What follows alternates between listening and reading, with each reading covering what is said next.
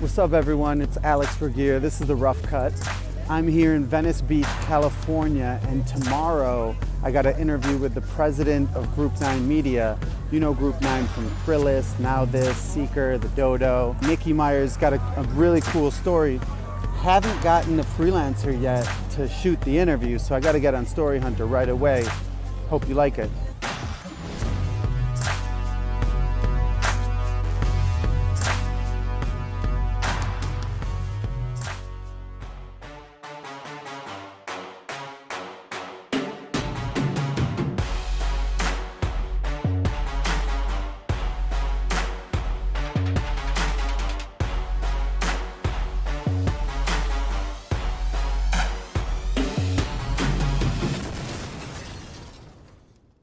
How does that feel? How does it feel to be in the company you started, Jash, with Sarah Silverman, Reggie Watts, Mike Cera, this whole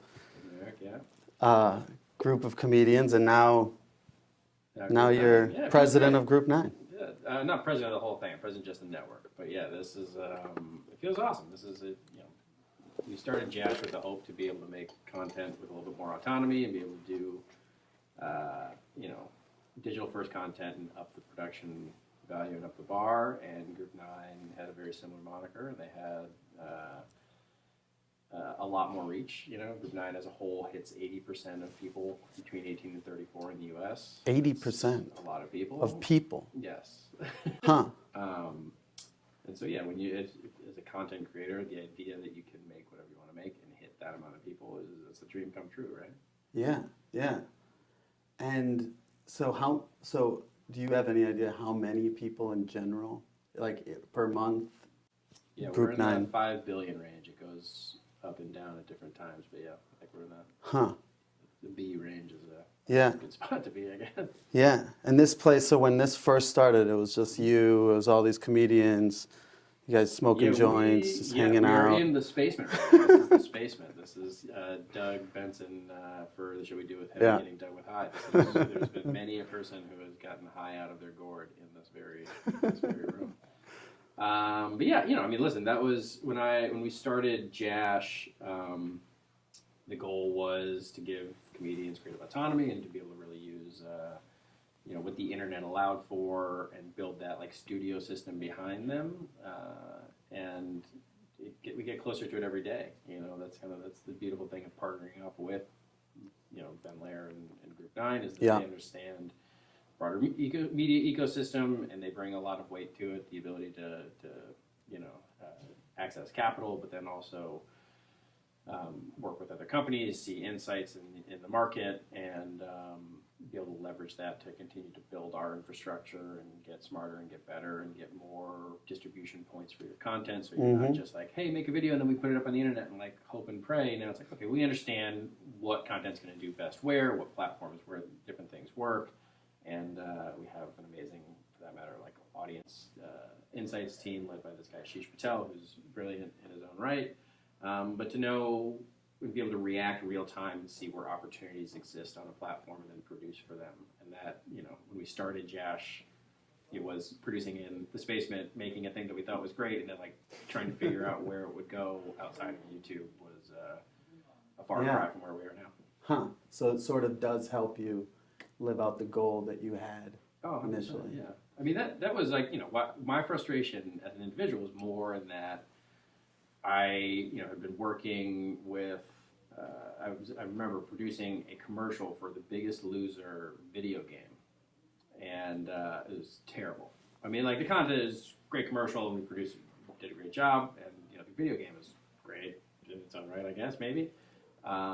But you're making it, and there's 10 different people giving notes. Everybody's kind of giving notes because they feel like they have to give notes, and it's just like going through that traditional process felt very archaic at different times. And, that hope with Jash was to find a system that allowed for you to do things with more autonomy and not have to check down on the creative process.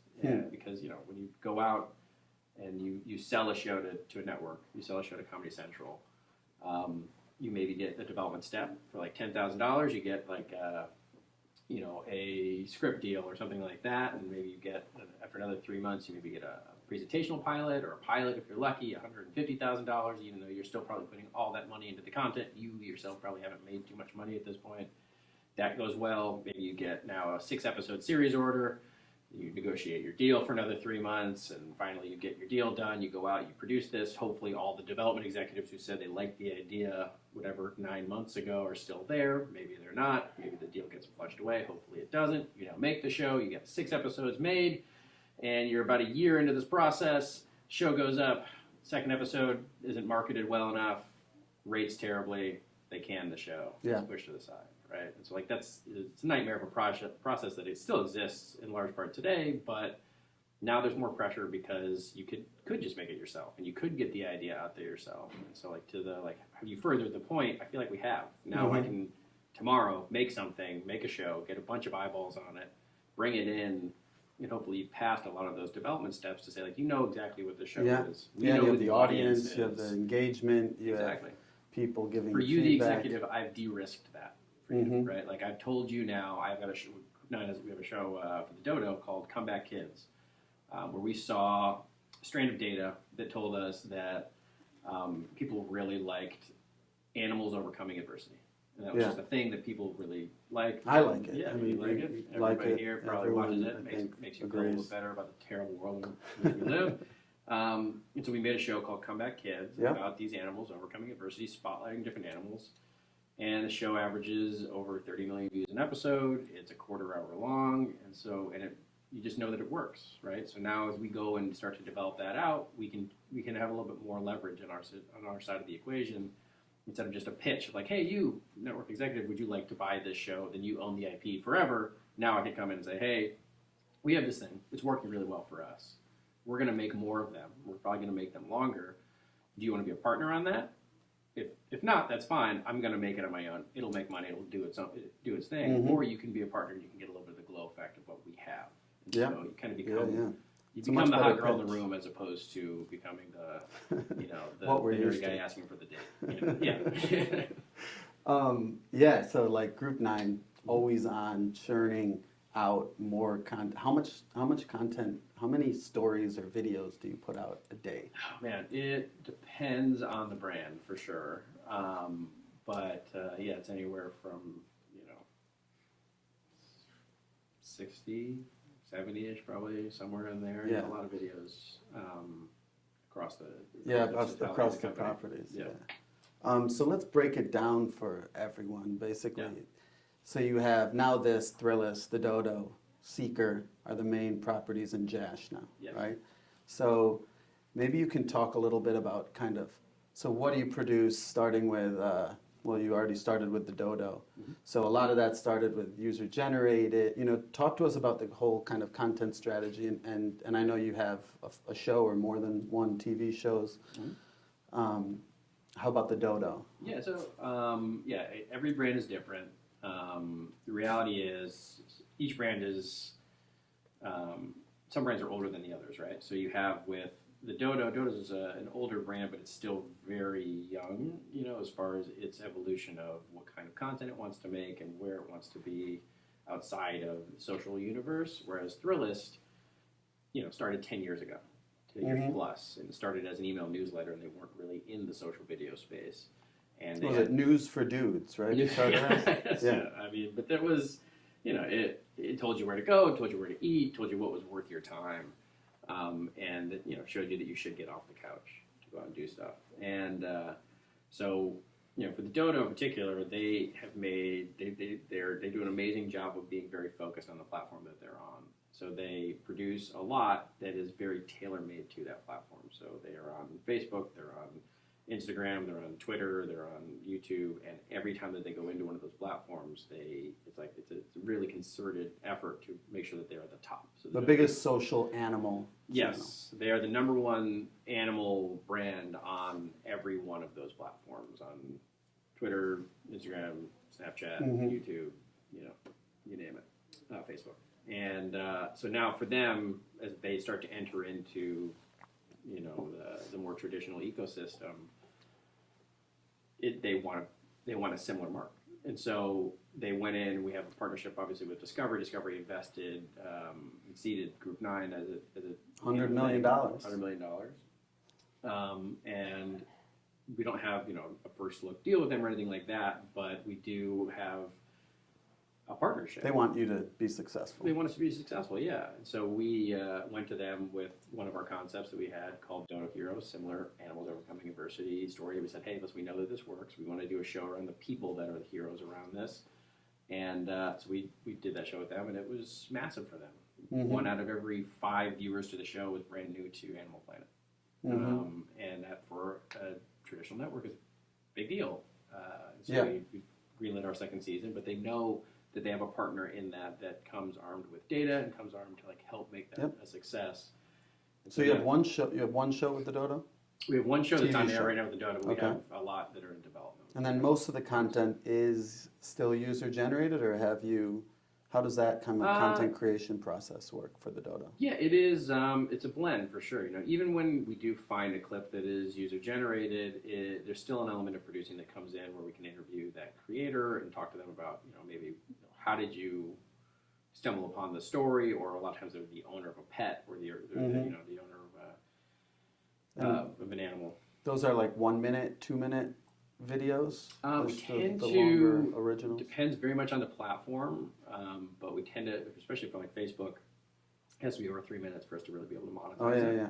And so a lot of the length is derived by whatever the platform kind of dictates by performance or whatever. Snapchat is a lot shorter, obviously, than a YouTube video, which helps to have watch time and helps to have something that will get people to stay with the platform. Yeah, and for Thrillist, a lot of it has always been written, right? Mm-hmm. And then now it's really a video focused brand. Totally. How is that? How much are you producing? What are kind of the elements of? Yeah, Thrillist is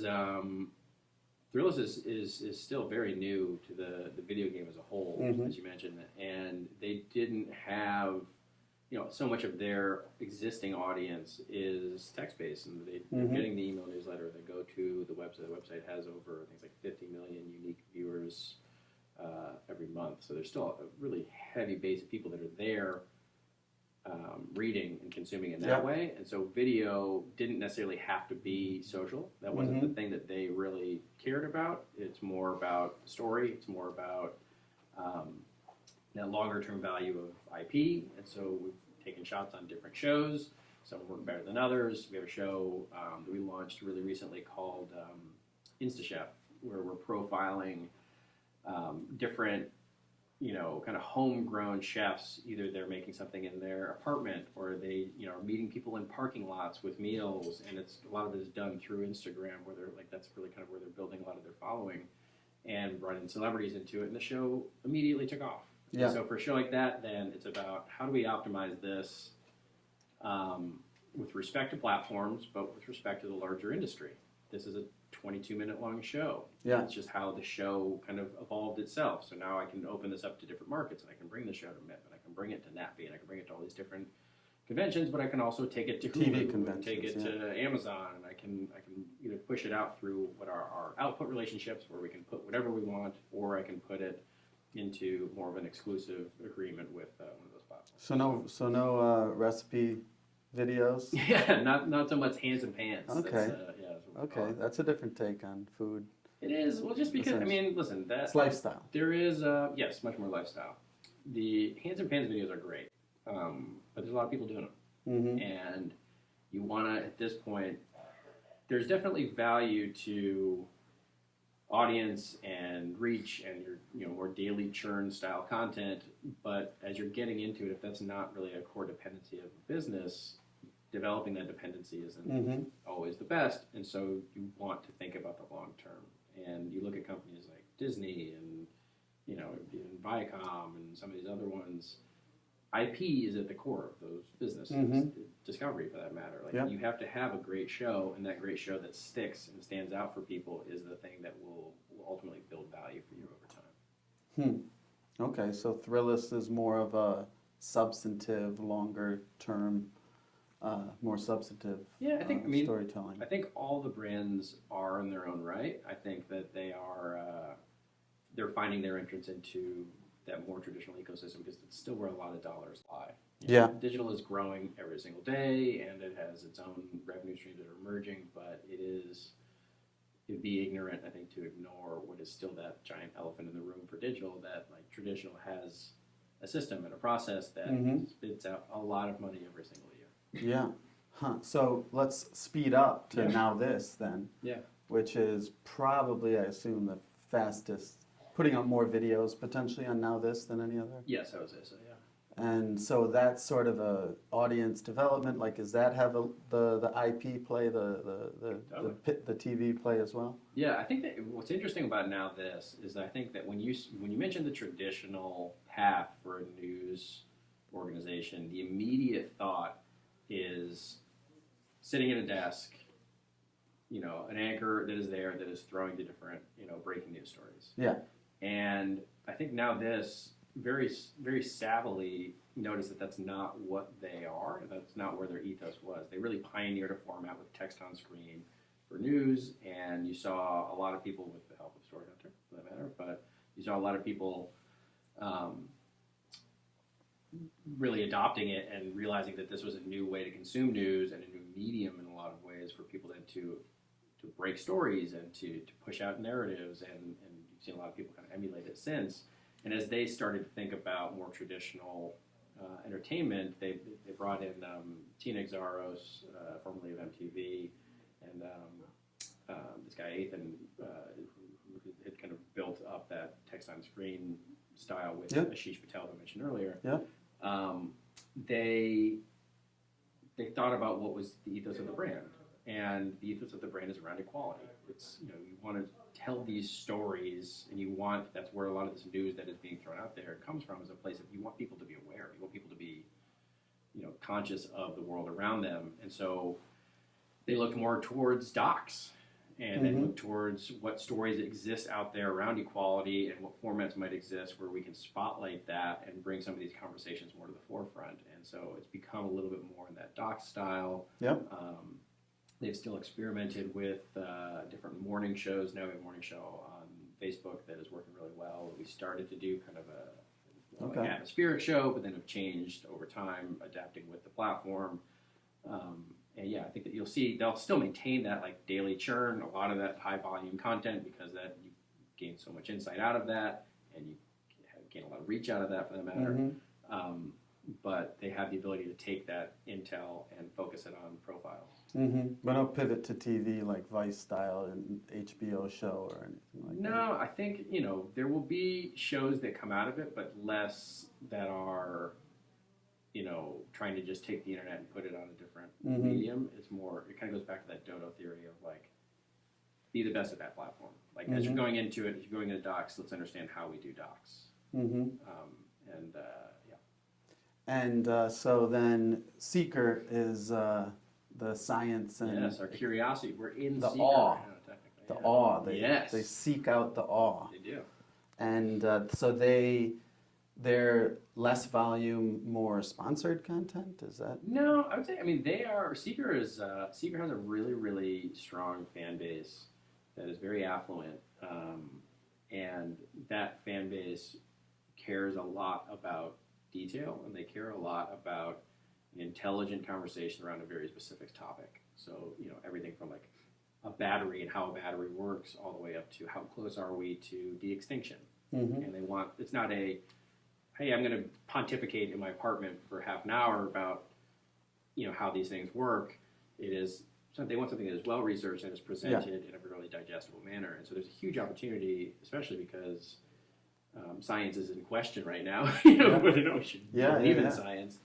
And so there's this opportunity to meld what is pop culture and the like shinier wrapper with that more substantive piece. So they have a lot of really, really strong shows that are coming out right now. One in particular that I love, we have this show called Bad Science, where we have a scientist and a comedian break down the science in a movie. So you have, Reggie Watts comes in, and you have a nuclear physicist, and you're talking about Back to the Future. Yeah. And what is it? Is a gigawatt a thing, or is it a gigawatt, or what? What is the what's the thing that makes the time machine go back in time? Yeah, the thing. What is it? Capacitor. Flux capacitor. Thank Flux you. capacitor. Yeah. It's like, what is a flux capacitor? Could a flux capacitor be a thing? And so you have them breaking down these different moments in science movies, and it's like a really accessible way for people that love movies and also are a little bit interested to understand how the science could or wouldn't work. And a lot of times it's like, no, that's not a real thing. But if it was a real thing, here's how it would be. And these would play on Facebook Watch. So that one, Bad Science, actually started as a podcast, and now we're exploring it actually as a 22 for a platform that plays a lot of movies. And so it's like, okay, well, this could be a nice companion piece for movies. If you're going to play Superman, and then we talk about the science of Superman, that works really well, kind of like a dinner in a movie. Mm-hmm. And is Jash sort of just kind of bringing comedy to all the brands, or is it considered sort of separate, or? Yeah, definitely. It is. It exists as a separate entity still, and then also is infused in the different brands. Like Bad Science came out of Brett Kushner, who worked on Getting Done High and had produced a lot of audio. That said, hey, I feel like there's an opportunity here, and I think that there's an opportunity to bring comedy and there's science. an opportunity to bring comedy into everything, all of that stuff. I think these days. Yeah, totally. And that's that's the beautiful thing about comedy, right?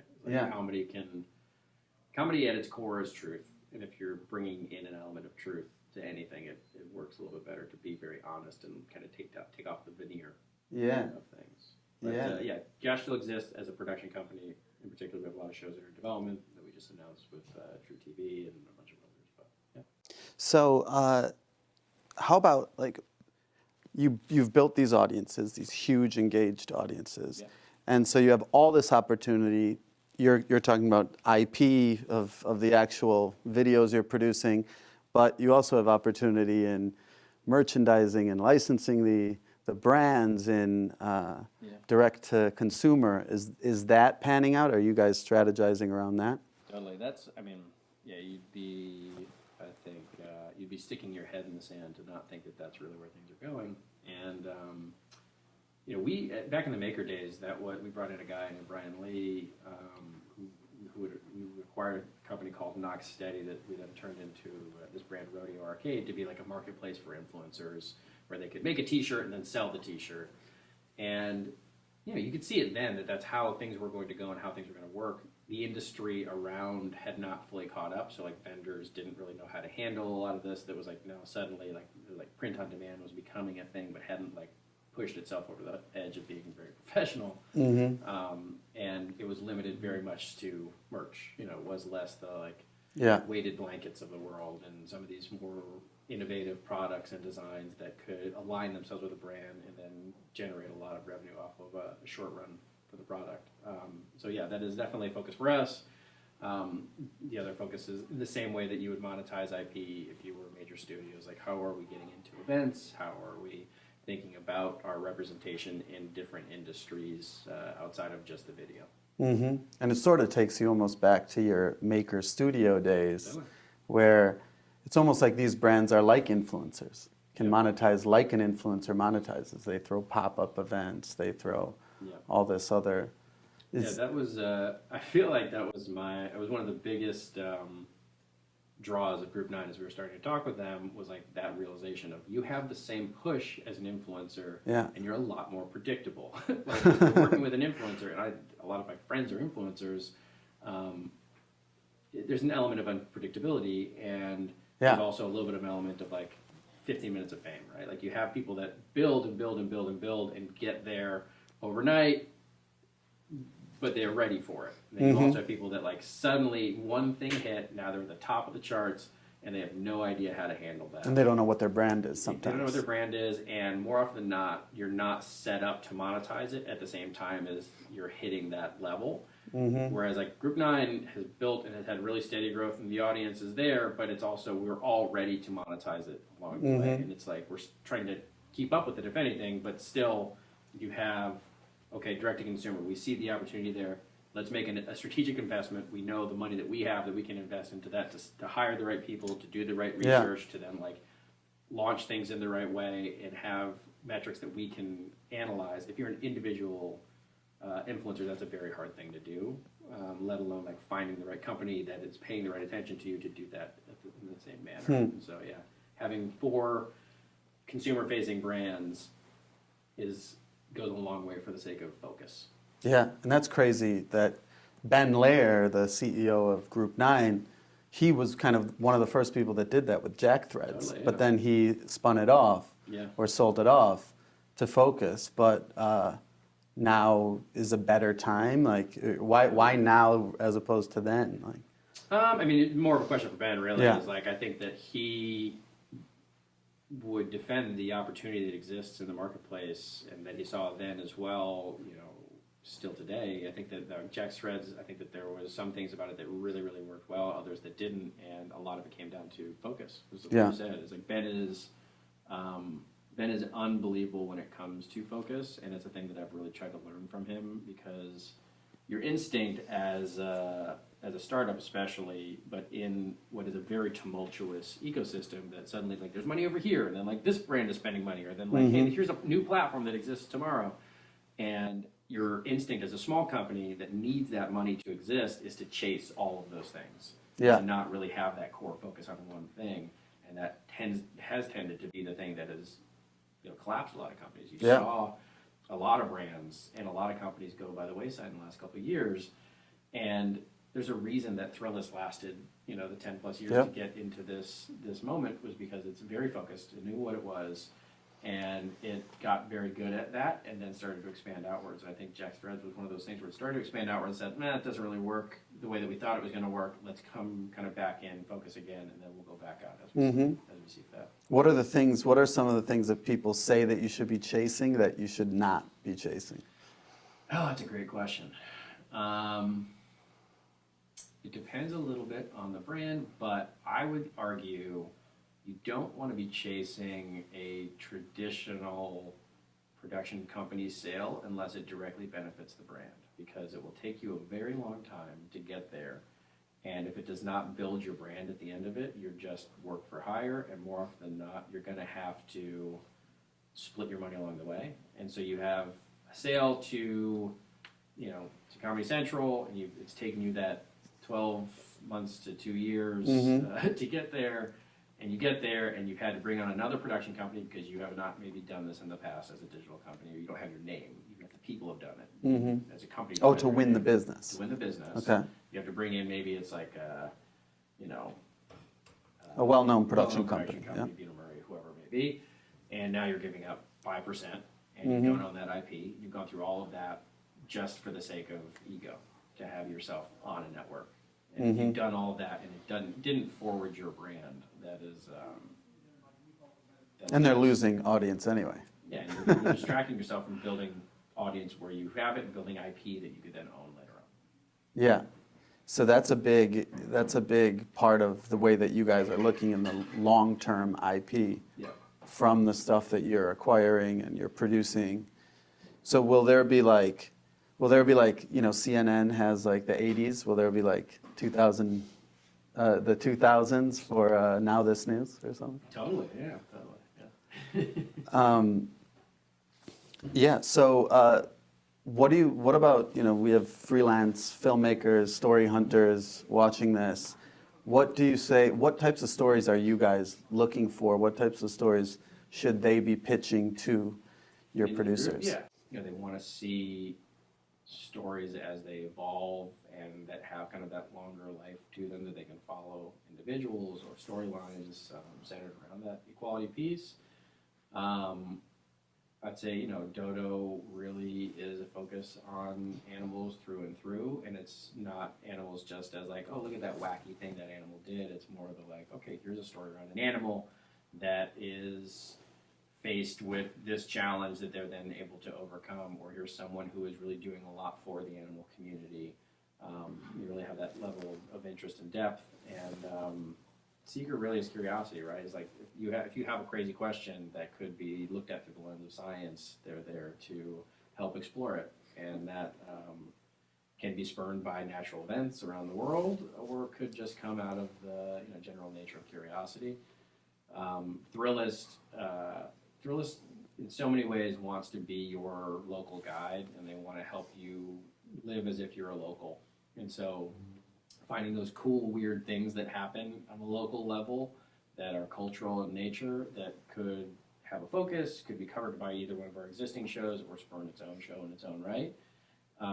That's definitely kind of their nature. And then Jash is Jash, I don't know. If you're a famous comedian, talk to Jash. Or if you're a coming comedian, too.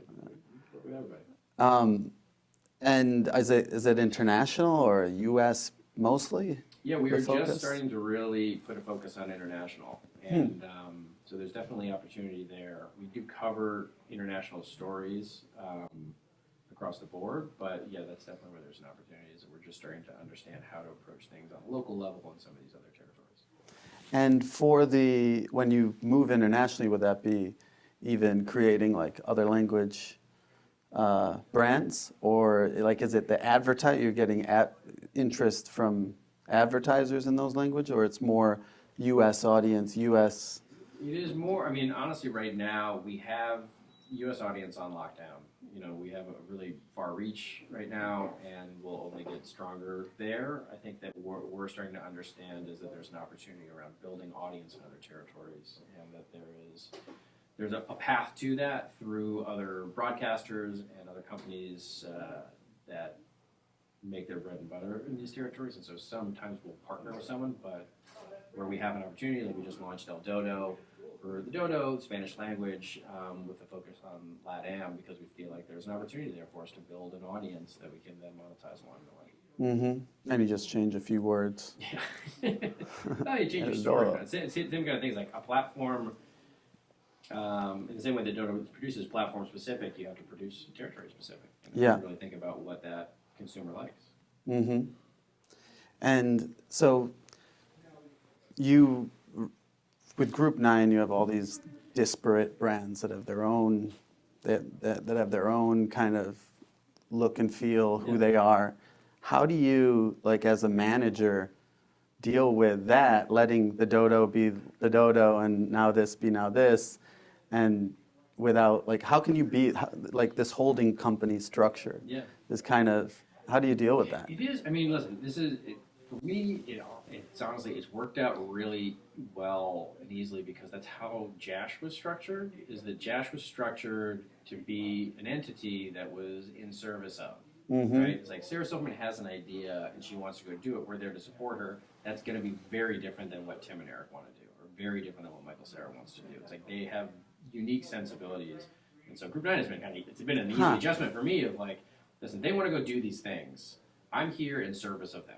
I am here. You brought us in and merged our brand into this. Like my role in particular became more Group 9, but because I gain a lot from them. I gain a lot more leverage. When I go into Amazon, I now have a storyline with these 4 brands that is massive. Yeah. I have a crazy reach, and I have all this insight and data, and I'm willing to spend money to help to market my audience and build these pieces of IP without you having to pay $1 other than like the money you would make off of me. That is very different than what Jash had. So like, it's only in my best interest to then go back to the Dodo to say like, what is it you're trying to do? How can I help you along that path? Can I bring in talent, or can I bring in a showrunner or producer that matches up with your sensibility, that can help you to produce something that you weren't otherwise going to? That's interesting. It's sort of like the influencer, the maker studio model for influencers. Yeah, it's just focused. Yeah, it's focused, and it has support around it. Because the hardest part in any of this stuff, in any of these industries, is communication. Right? It's like if you have a massive company, you got 500 something people, and you're trying to focus on 50,000 creators. It's impossible. It's so, like, what makes you think that you can get like 10 people to focus on 50,000 creators, let alone like 500? And so like when it's just 4 brands, you have your sales meeting, you have these hundreds of sellers come into one room learning to sell. It's a lot easier to say, hey, here's 4 things. Focus on 4 things. You understand, here's the sell for Dodo, here's the sell for now this, here's the sell for Thrillist, here's the Selfer Seeker. Mm-hmm. You get that? Do you have any questions? No? Okay, go sell that. And then same thing, you get that feedback from them, because it's a two-way conversation. Like, hey, I'm having a hard time selling this because of this. Or like, hey, the audience development team saying like, hey, we're noticing that this brand is not performing on this platform because of this thing. You can just focus is everything. Mm-hmm. And so take us back to when you were younger, you wanted to run a digital media company. They didn't even exist. I was dreaming of it when I was like 4 years old. No, I wanted to make stuff, and I started to make some of my own videos and made videos with friends, and I in particular this sketch group called Good Neighbor. I used to produce with them because we all went to school together. And they're the ones that found Maker, and Maker was that. It was like, hey, here's a way that we can make more stuff, and they're going to support us, and they're going to help us. And like, you didn't feel the focus as much when we first got in, and that was me. So Maker is a network of influencers, and it's the idea of supporting influencers. Now, basically, YouTube is doing that themselves, partially. Yeah, totally. And Makers is bought by Disney. Yeah. And you were the head of development over there? No, I did a bunch of different things. Okay. But I ran a lot of production. I oversaw brand integration for a long time, and oversaw comedy and different points for different things. But I was in the 8th employee or something. I was in that first group of people that came in because I understood production. Yeah. And nobody there. There's different influencers that were just learning how to produce for the first time, and were doing things in their bedroom. And they now had Maker had come together. All these different influencers had said, "Hey, I'll put a percentage of my earnings in the middle in exchange for having a producer, and having an editor, and having a whatever." And so now, as all of us, I put our money in the middle. You get that person on Monday, Tuesday, and Wednesday for your shoot. I get them on Thursday and Friday for my shoot, and it was a little bit of a barter system in that way. Yeah. Do you have any? What do you think is going to happen this year? What's the big? Listen, direct to consumer is definitely a massive charge. I think that you're going to see. I think membership is going to become a bigger piece of the industry. Is that people now want a deeper sense of engagement? They always have, and that is a lot more dependable revenue than advertising revenue. Yeah. Advertising revenue fluctuates, goes highs and lows. A platform says something, or Snapchat announces a new feature, and that advertiser then is either going to lean in, or they're going to lean back and see how it plays out. And that for a publisher can be a nightmare. And so I think you're seeing already publishers that have diversified their revenue streams and started to figure out where else there's money. And membership for me is a thing that I feel like it's coming, and it's a matter of defining it for your audience along the way. Cool. There's probably a lot of people watching this who want to have a job like yours in a few years. What's your kind of career advice to people in the industry? Oh man. Because your path is so different from, the path of a TV exec was all, you knew what you had to do. Yeah, you knew where you were going. But now it's like people are coming from all over. It's almost like you need something inside. You need that. I never to the earlier questions, I never thought business, I never had a desire to learn business. I kind of learned it along the way, either one because I was being forced to, and I needed to make a living, help people's livelihoods. But I found a genuine passion for it along the way too. I really like systems, and I like setting things up, and I like helping, I like supporting creators. And so that's always my biggest advice to anybody is find the thing you're passionate about. If you care about it, everything else is going to be a lot easier than it would be if you hated something, and if you're sludging yourself into work, no matter what it is. It's you got to start there and pull the thread, and it will, it'll lead you into success in one way, shape, or form. But you can't really chase success. You got to just chase your passion, chase the thing that you care about, and find the way that you can add value to it, and it'll snowball. Yeah. And if you're doing an epic rap video, just be Dr. Seuss. Yes, just be Dr. Seuss. He was Dr. Seuss. You got to check out Dr. Seuss on the epic rap bot. Very soon, the new season coming back. Oh yeah, so you're still doing Epic Rap Battle. You're still doing a bunch They are of doing it. I am the shows I'm from not a fan at Jash. this point, but yeah. Yeah, but look it up, Dr. Seuss. And I'm Seuss. Thanks so much. Thank you, brother. All right, Thanks much. Thanks, everybody. all right. See you later.